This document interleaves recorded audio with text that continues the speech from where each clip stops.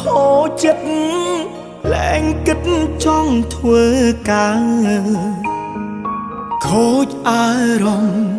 ព្រមស្នេហាទៅទីណាក៏លែងរីករាយកាលពីមុន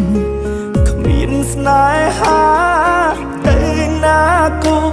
សប្បាយទាំងម៉ោងគេងទាំងម៉ោងបាយឥឡូវបានត្រឹមស្ដាយរឿងចាស់